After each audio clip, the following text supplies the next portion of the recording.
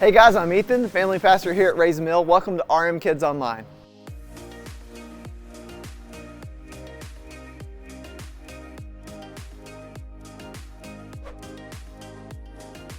This week, we're going to finish up the month in John chapter 21. We're going to look at an incredible moment between Jesus and Peter. After Peter had denied Jesus 3 times, he was feeling horrible. He was feeling so ashamed and guilty. But you know what? Jesus still had plans for Peter. Jesus forgave Peter, and he restored the broken friendship. When we put our faith in Jesus, he offers that same forgiveness to us. And in turn, we can offer forgiveness to others. A good example of when someone showed me forgiveness was one year I called my friend Ryan for his birthday, and I was like, "Happy birthday, Ryan!" And he said, "Well, actually, my birthday was 2 months ago." "I'm sorry, Ryan, I really thought it was today." And he said, "No, you got the day right, but wrong month." And he said, "It's okay. You got the right day, but the wrong month." Friends, forgive one another. As we learn about God's incredible forgiveness through Jesus, I pray that we will start to understand more about how we can forgive our own friends. It's not just accepting an apology or saying, "It's all right." I pray that you guys will really understand what it means to forgive others and that you will work to rebuild friendships that are worth saving. You guys stick around, there's more headed your way. I'll see you guys later.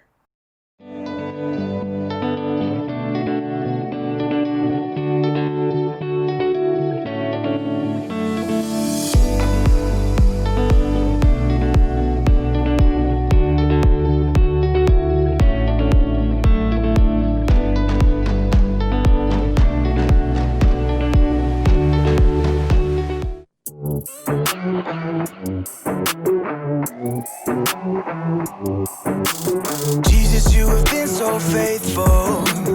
Jesus, you have been so true. I will be forever thankful, 'cause I never had a friend like you.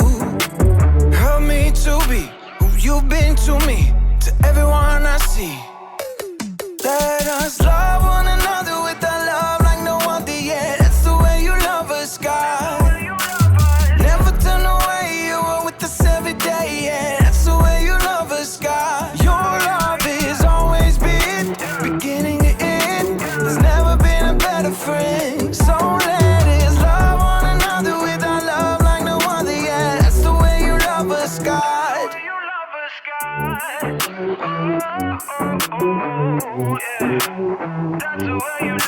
You with me in the darkest valley.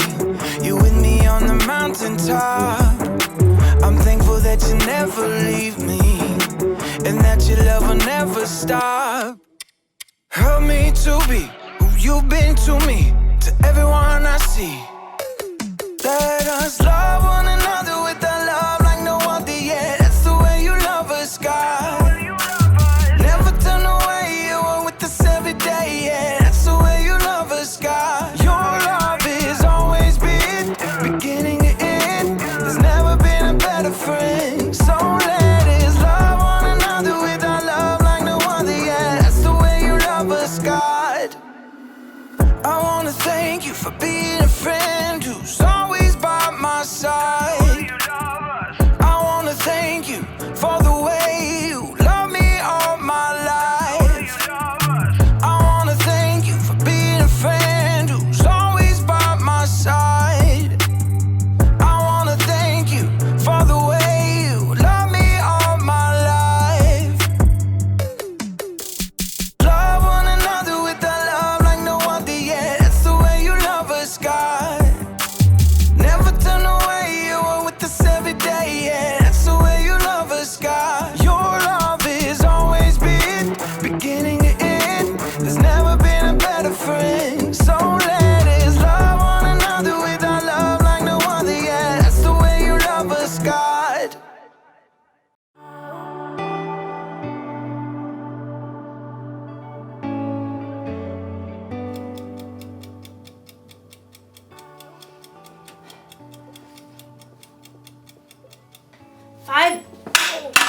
Five minutes on the other side, and I will have the perfect imaginary burger. Hey there, Haley here. I am practicing for a cookout I'm having next week, and I'm not actually cooking anything right now. I'm inside. That would be a cook-in. So I've never really cooked for any of my friends before, so I just wanted to be prepared because I want them to still be my friends after the cookout's over. Just kidding, that's not how friendship works. Friendship is using your words and actions to show others you care. I don't think friends should stop being friends for little things like food tasting bad. It's delicious. And I think you can even stay friends with someone if they, say, accidentally burn you with a hot potato. Hot potato, hot potato, hot potato, ha, ha, ha, ha. Friendship can last through most anything. Unless a friend makes fun of my hat, then it's over. Oh, time to flip an imaginary burger. Woo! Today's story is about a time when one of Jesus' friends did something really bad. Jesus could have flipped out. But he didn't do that. He didn't do that. I'll see you soon. Oh, let's see. Can't turn the camera off with the mids. Sorry. The Bible. It's 66 books of history, stories, letters, and poetry that fit together to form God's one big story. The epic adventure of how He created us and loves us so much that He made a way to rescue us. As we travel through the Bible, from Genesis to Revelation, we discover people who met God and found their lives changed forever. And now for an amazing story, inspired by the book of John, chapter 21, verses 1 through 19. Peter hauled in the knotted net yet again as the first light of dawn gleamed in the eastern sky. Empty. Not a single fish all night. Thomas shook his head. I doubt we'll catch a thing before it's time to take the boat in. John studied Peter thoughtfully. Peter, you didn't really want to catch fish anyway, did you? You just wanted to get out in the boat and do something normal. Peter shrugged, but he knew John was right. Over the past few weeks and months, everything in his life had turned upside down. First, Peter had shown the courage to speak the truth about his friend Jesus.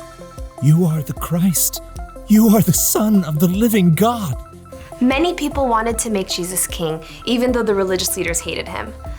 The day before Jesus was killed, Peter had promised Jesus that he would follow him anywhere, and even give up his life for Jesus.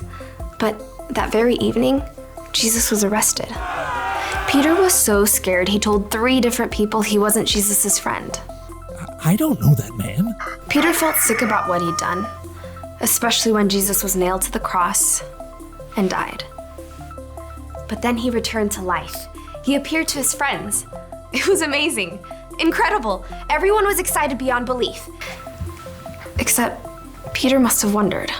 Is Jesus mad at me? Am I still his friend? Does he still love me? Now Peter found himself in the boat, trying to figure it all out. His fingers tightened on the wet rope as he prepared to cast the net one more time.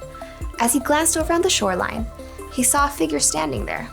Friends, don't you have any fish? Nope, not one. Throw your net on the right side of the boat. There you will find some fish. The 7 disciples in the boat exchanged glances as Thomas laughed. I seriously doubt it. You guys have anything better to do? Let's give it a try. Together, the men heaved the heavy wet net back into the sea on the other side. Hey, I think we've got something. Bring it on in. There's 1 fish. 2 fish. A red fish. Ugh. A blue fish. And another one. And another 10. Whoa! Need some help here. The net was so full of fish, they couldn't haul it into the boat. They began towing it to shore. John gaped at the man still standing on the beach. It's the Lord. Excitement raced through Peter's veins. He was about to see Jesus again. But just as quickly, guilt gnawed at his stomach. Facing Jesus meant he had to face how he denied knowing Jesus. But it's Jesus. I've got to see him no matter what. Grabbing his coat, Peter jumped out of the boat and into the water. He half ran and half waded to the beach when he discovered that Jesus started a small bonfire. Fish and bread were already toasting over the flames. He's God's son and he's making breakfast for us. Jesus smiled at Peter. Bring some of the fish you have just caught. Yes, Lord. Peter ran back to the lapping water to help his friends haul their fish to shore. 153! You counted? Don't doubt it. Jesus gestured to the disciples to join him around the fire.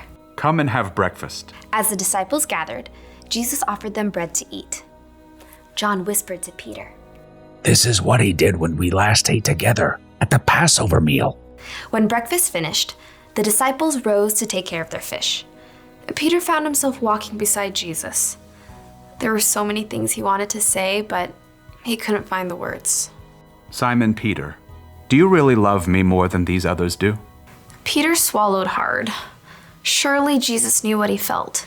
Yes, Lord, you know that I love you. Feed my lambs. Peter remembered how Jesus would compare people to sheep in his stories. Peter, do you really love me? Lord, you know that I love you.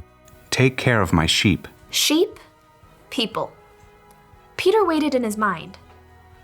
Jesus must be telling Peter to take care of the people who had followed him. Peter, do you love me? Lord, you know all things. You know that I love you. Feed my sheep. Just as Peter denied knowing Jesus 3 times, he now confirmed 3 times that he loved Jesus. What's more, Jesus wanted Peter to go out and share that love with others. He's forgiven me, even after what I did. Peter, things are going to get even more difficult for you. You are going to be led places you do not want to go. Peter slowly nodded his head. He was willing to do anything Jesus asked of him. Follow me. Yes, Lord, I will. Because Jesus had forgiven him, Peter was now free to share the love of God with those around him, without carrying around a heavy load of guilt.